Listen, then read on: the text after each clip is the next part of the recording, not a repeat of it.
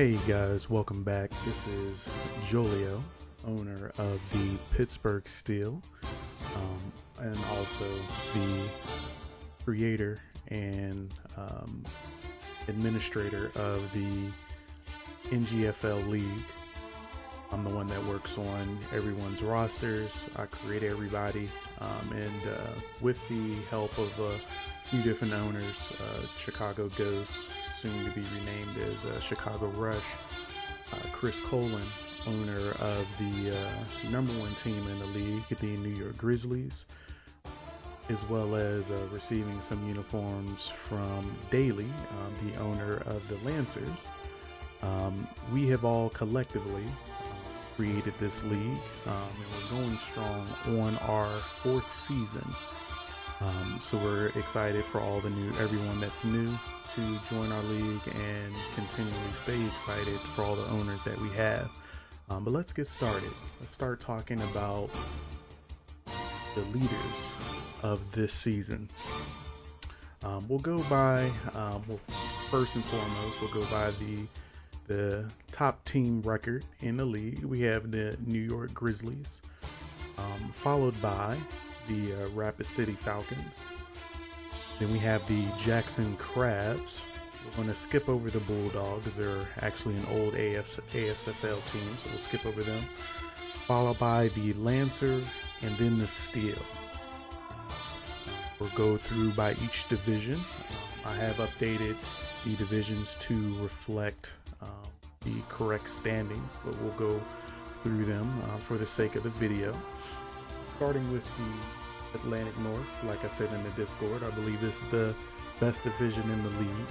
They have every team has a top record, and if they were in the other respective divisions, they would probably be within the top two spots as far as living in the divisions if we're talking about playoff spots. But anyways, we have the New York Grizzlies sitting at 8-0, respective 8-0. As you can see, they've had 6 home games, won all 6 home games, 6 road games, 2 road games, finished or won all 2 road games, and is undefeated in the division as well as the conference.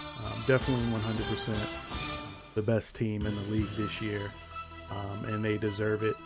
As you can see, as far as points, which is PF, is points for. I'm not sure why it's not updating that, but as you can see, when it comes to scoring points, they're scoring way more points than PA, which is points against how many teams are actually scoring on them. They're demolishing when it comes to scoring points and getting points scored on them, which shows the net points of them being positive of 105. Following or finishing up the rest of the Atlantic North, we have the New Haven Lancers. From there, we have the Pittsburgh Steel, both Lancers and the Steel being at 5-3 as far as wins losses. And then finally, we have the Flint Firebirds at a respectable 4-4. Go into the Atlantic South, where we have leading the Atlantic South the 2-time defending champions Jackson Crabs. Like I said before in the Discord, them being 5-3 is very respectable record, but even though we have the Grizzlies as the undefeated team in the league, I would not yet count out the Crabs for making a run in the playoffs and the rest of the remaining of the season. From there, following the Crabs, we have the Houston Toros and the Memphis Tribe, both sitting at 4-4. And then following up that division, we have the Nightmares, who's making a steady comeback. I think they can make a run and possibly make the playoffs. They have the squad to do so for sure.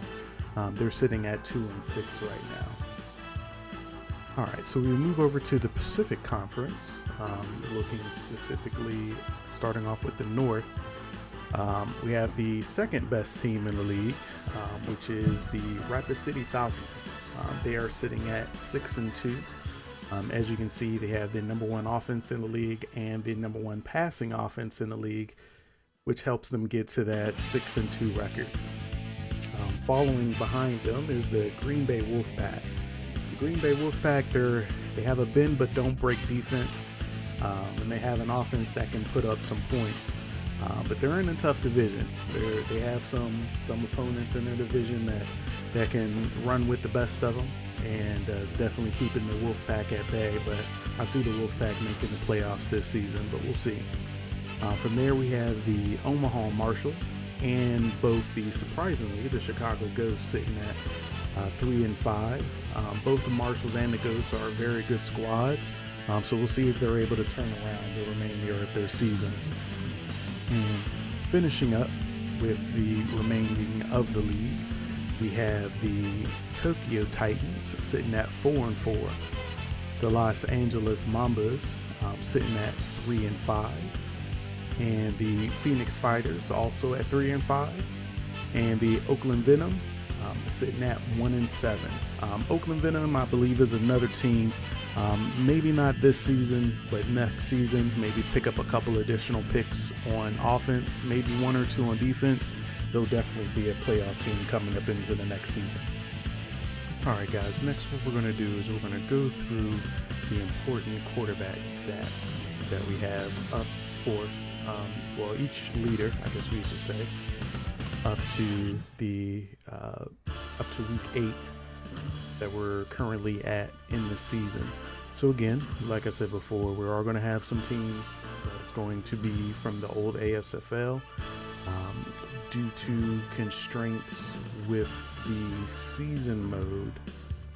Had to not edit a lot of those players because it caused a lot of issues. So if you see some ASFL players leading, it's fine. We just will ignore them and look at those that we have that are leading in said categories.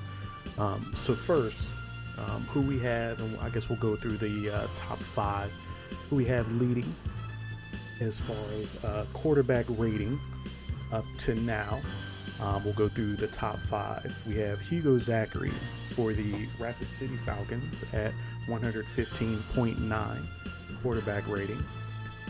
Brad Sorensen for the Nightmares at 115.2 quarterback rating. Then we're going to go to Jack, I'm going to probably butcher this, Pikarazik, for the Los Angeles Mambas with 112% quarterback rating.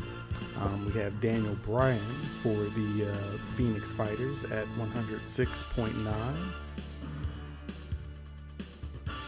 And then finally, we have Mason Jackson for the Omaha Marshalls at 106 quarterback rating. From there, we'll jump right into completions. Leading with completions, we have again Hugo Zachary for the Rapid City Falcons at 195 total completions. Following is Travis Matthews for the Jackson Crabs at 183 total completions. We have Connor Manning, which was a late pickup for the Lancers, coming out strong with 172 completions. We have the Oakland Venom with DeAndre Washington. He cleared up his legal issues that he had, coming out with 167 passing completions.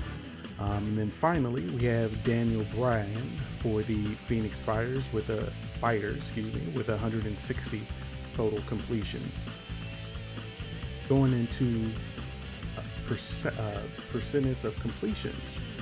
Again, skipping the ASFL, we have Brad Sorensen for the Nightmares at 77% completion percentage, which is very commendable.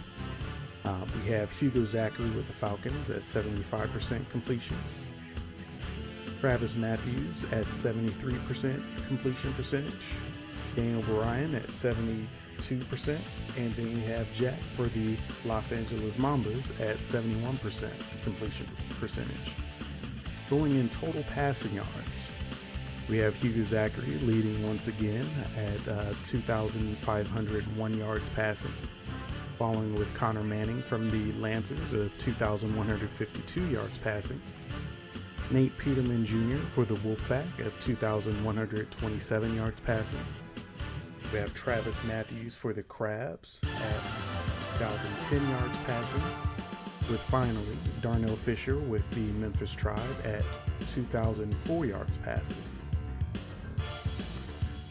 Yards per attempt, we have Brad Sorensen for the Nightmares at 9.8 yards per completion, or yards per attempt is what it actually is.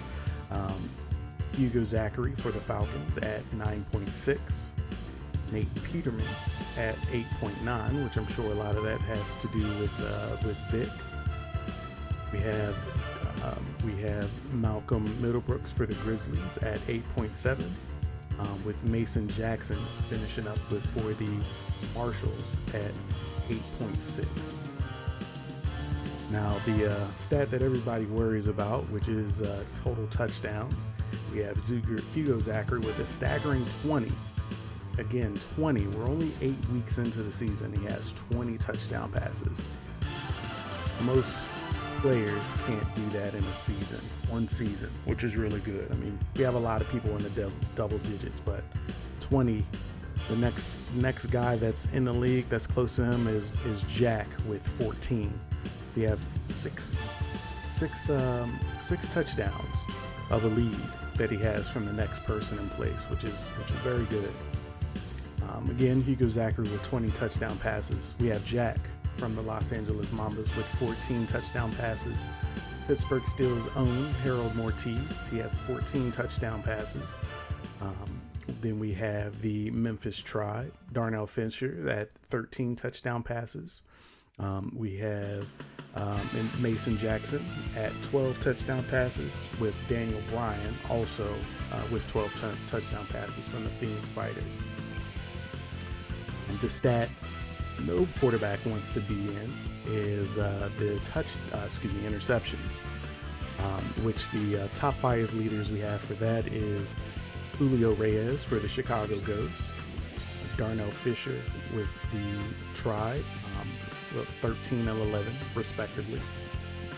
We have Travis Matthews for the Crabs at 10, DeAndre Washington for the Venom at 10, with Connor Manning with the Lancers with a total of 10 as well. All right, guys, next we'll talk about the leaders in rushing yards. Starting off with total rushing attempts this season.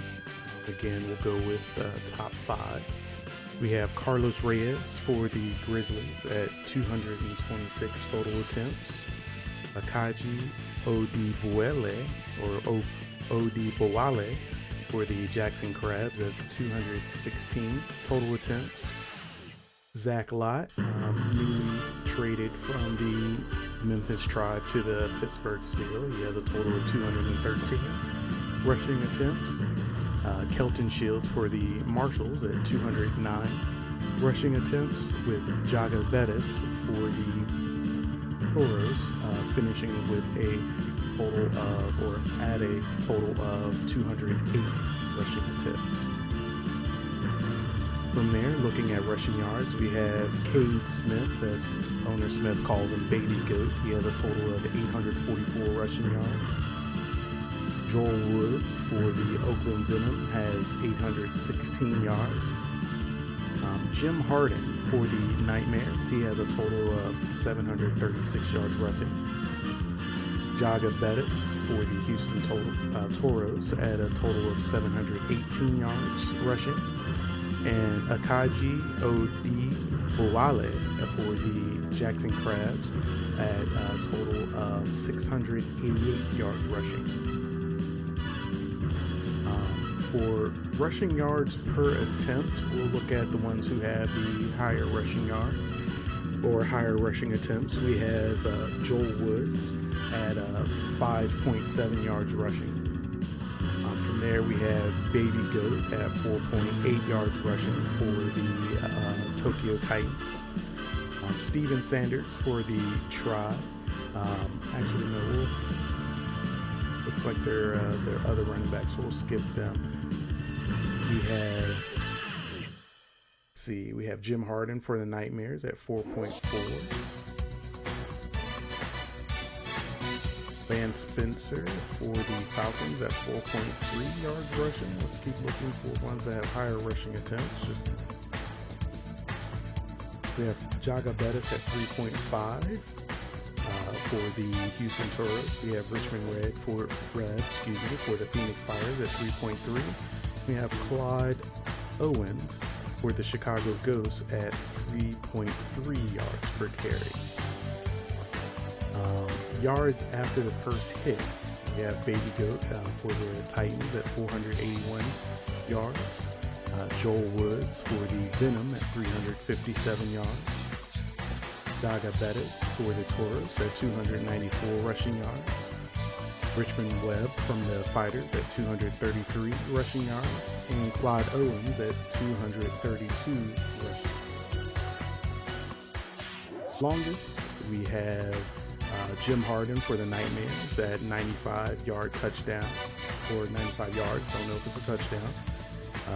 Baby Goat, we have 89 yards. Akaji, we have at 87. Forrest Dalton with 78, and Joel Woods at 74. Let's look at total touchdowns. We have Joel Woods for the Venom at a total of 7. We have Carlos Reyes for the Grizzlies at 6. Akaji at the Crabs with 5. We have Baby Goat with the Titans at 5, and the real Claude Owens at 5 for the Goats. Next, what we'll look at is receiving yards. As you can see, I have it in order for everyone who can catch receiving yards, because we could have halfbacks that could be up there as far as receiving yards. We definitely have halfbacks that's up there in receptions. Plus, this encompasses halfbacks, fullbacks, receivers, as well as tight ends. So let's get going. For receiving, total receptions, we have Tyler Holmes for the Falcons, leading the NGFL with a total of 60 receptions. We have Trey Whetstone for the Jackson Crabs at 60. Shay Curl for the Memphis Tribe, sitting at 58 receptions. Jeffrey Macklin for the Nightmare, sitting at 55 total receptions. And then Joel Woods for the Venom, leading his team with a total of 54 total receptions. Looking at total receiving yards, we have again Tyler Holmes leading for the Falcons with 1,049 yards receiving. For the New Haven Lancers, we have Rashid Monahan with a total of 1,005 reception yards. Jay Curl again for the Memphis Tribe with a total of 902 rushing yards. Rayshawn Fisher with the Chicago Ghosts, sitting at 778 total receiving yards. And then Jeffrey Macklin for the Nightmares, again leading the league up there in the top 5 of the league with 724 receiving yards. Reception average, we'll actually skip over that, going with longest reception. We have Antonio Mansfield for the Firebirds, longest reception being 96 yards. We have the Oakland Venoms tight end, Dax Lewis, with a long reception of 89 yards. We have Benjamin Macklin for the Ghosts of 85-yard reception. Evan Vance with an 84-yard reception. Chandler Bloxham with an 84-yard reception as well. And we have Shaquille Linder for the Marshals with an 82-yard reception. Looking at reception touchdowns, we have Shea Curl for the Tribe leading with 8 total touchdown receptions. Tyler Holmes, who would have thought, for the Falcons with 7 total receptions. Jeffrey Macklin, another name that we're seeing a lot for this category with 7 total touchdowns. Drayshawn Foster with the Ghosts sitting at 7 total touchdowns. Kevin Calcula with a total of 6 touchdowns, and then Rashid Monahan for the Lancers with a total of 6 touchdowns as well. So kickers, there's something new that's happening in the NGFL this season. First season that we have star kickers on our teams. So let's look at some of the star kickers that we have for this season. First, we'll look at just strictly field goal percentage. We'll look at field goals made. So first, starting off, we have Jeffrey Davis for the New York Grizzlies sitting at 24 field goals made. Nick Frazier with the Flint Firebirds at 100%, 17 for 17. Marvin Isaac for the Omaha Marshall, again, 17 for 17. We have Ricky Johnson, new signee from this past season at 100% for the New Haven Lancers, 16 for 16. With Tony Kukos for the Fighters, rounding off with 16 out of 17 with total field goals made. Top percentages that we have for this season, we have the Marshals' Marvin Isaac sitting at 100%, 17 for 17. We have Tucker Davis for the Marshals, which is a new rookie. He's 11 for 11. Ricky Johnson, we mentioned him earlier, the rookie, being 16 for 16. Nick Frazier, he is currently 17 for 17. And then Tom Bowman, who's actually not a star kicker, he is actually 13 for 13. Very commendable.